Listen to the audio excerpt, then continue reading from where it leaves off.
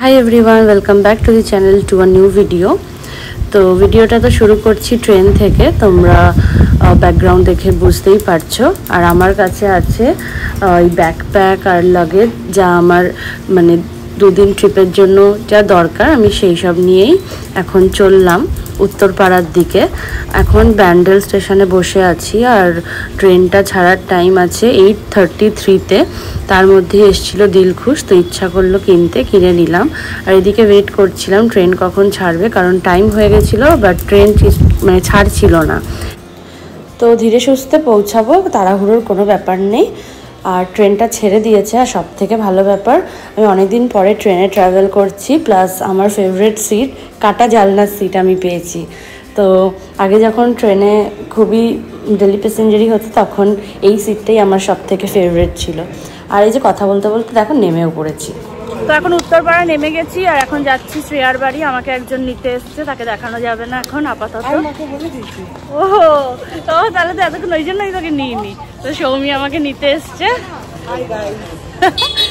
আমি তো একটা অন্য জিনিস ভাবছি বলে ওকে এতক্ষণ ব্লগে নিইনি, আলোই নেই।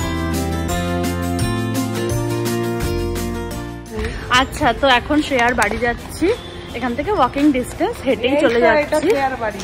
ও কি হাত ফাত দিয়ে দেখিয়ে দিচ্ছে শ্রেয়ার বাড়ি। তো ট্রেনের মধ্যে তেমন কিছুই ভিডিও নিতে পারিনি, কি আর নেবো, একা আসছি। খুব বড় একটা ব্যাগ হয়েছে, দেখাচ্ছি। বলতে বলতে ওরে বাবা আটকে যাচ্ছে, এত মোটা হয়ে গেছি। চলে এসছি, তো একটু ফ্রেশ হয়ে তারপরে আবার কন্টিনিউ করছি। ওকে, মোটামুটি আমাদের পিৎজা এনে দিয়ে দিয়েছে, এখন পেট ভরার মতো। এরপরে আবারও বানিয়েছে চিকেন, রুটি, এইসব খেতে হবে। এখন এটা খেয়ে নিই। আর একে দেখো, হ্যাঁ হ্যালো। তো যাই হোক, এখানে এইসব চলছে ব্যাপার স্যাপার। তো আমরা একটু কি বলছে আমাকে বলবো। আর এটা তো বলাই হয়নি যে আমরা এই ট্রিপটায় কে কে যাচ্ছি। তো আমরা 3 জন যাচ্ছি, পুরোপুরি গার্লস ট্রিপ হতে চলেছে। আর এখন রাত অনেকটাই, তো লাস্ট মিনিট প্যাকিং চলছে এখানে, কারণ কালকে সকালেই আমাদের বেরোতে হবে।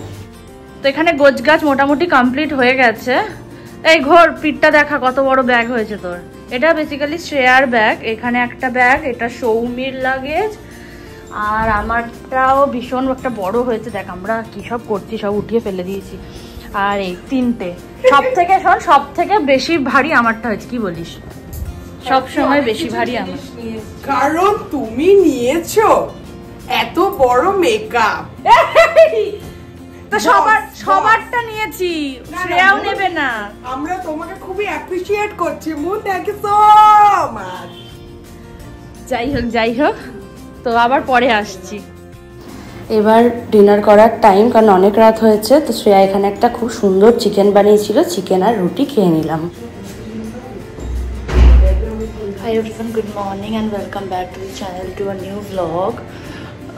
আজকের দিন হচ্ছে আজকে 29, আর এখন ভোর 4:05 বেজে গেছে। তো এখন আমরা রওনা দিচ্ছি, এক জায়গায় যাবো। তোমরা পুরো ব্লগটা দেখলে জানতে পারবে। তো ব্লগটা ইন্টারেস্টিং হতে চলেছে, আশা করছি তোমাদের ভালো লাগবে। তো দেখতে থাকো।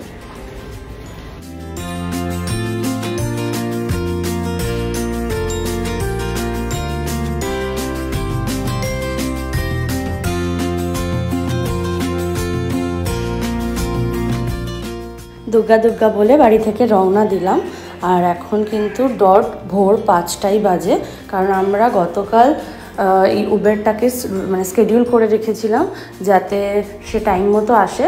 আর হ্যাঁ, দাদা একদম টাইম মতো এসেছিলো, সব কিছু অন টাইম চলছিল বলে আমরা খুব তাড়াতাড়ি পৌঁছে গেছিলাম। আর উত্তরপাড়া থেকে সকালবেলায় রাস্তা এতটাই ফাঁকা, একদম 30 to 35 মিনিটসে আমরা পৌঁছে গেছিলাম। তো দেখো সকালের ভোরের আলো ফুটছে, এটা আমি বহুদিন পরে দেখলাম। আর এই সকালবেলার কলকাতাটা অন্যরকমই দেখতে লাগছিল। তো সব কিছু মিলিয়ে মিশিয়ে ভালোই চলছিল। আর আশা করছি এই পুরো দিনটা আমাদের ভালো যাক, ট্রিপটা ভালো কাটুক, এই বলেই ট্রিপটা শুরু করলাম।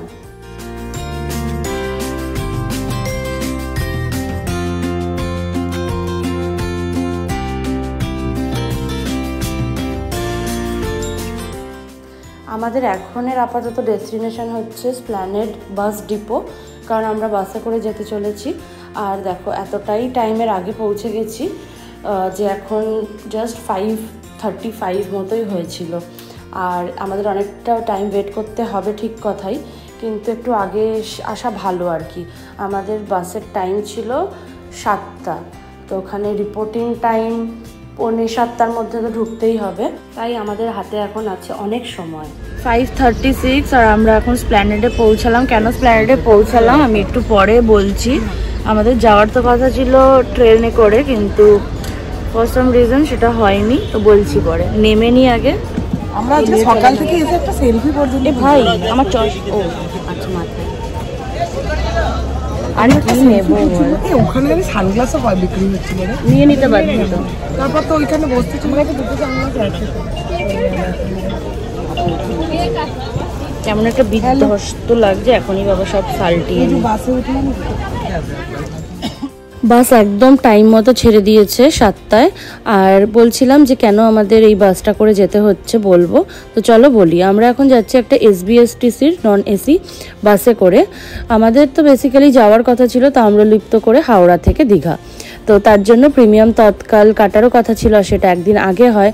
তো এতটাই রাশ ছিল এই স্যাটারডে সানডে আর মানডে ঈদের জন্য, তাই জন্য আমরা টিকিট বুক করতে পারিনি। ঘড়িতে এখন 9:45, প্রথম হল্ট আমাদের কোলাঘাট। তো বেশ ভালোই এসছে, অনেকটা তাড়াতাড়ি পৌঁছিয়ে দিয়েছে, এটা একটা ভালো ব্যাপার। 10 মিনিটের হল্ট দিয়েছে, তো যাই একটু নিচে নেমে ঘুরে আসি। 12:25 আর আমরা একদম ল্যান্ড করে গেছি, safe land.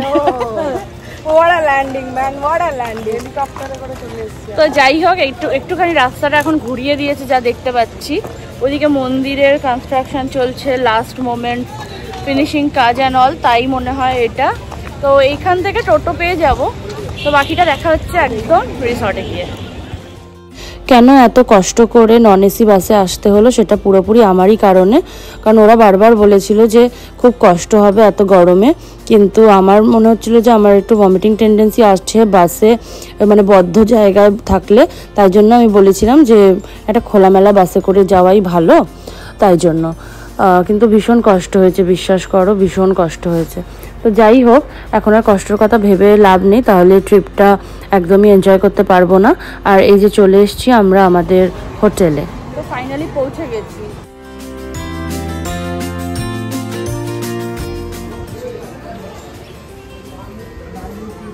Check in procedure complete করে এখন আমরা রুমের দিকে যাচ্ছি। আমরা সি রিসর্ট বুক করেছিলাম আগে থেকেই, আর আমরা একটা রুমও দেখে রেখেছিলাম পার্টিকুলার, সেই রুমটাই আমরা বুক করেছি।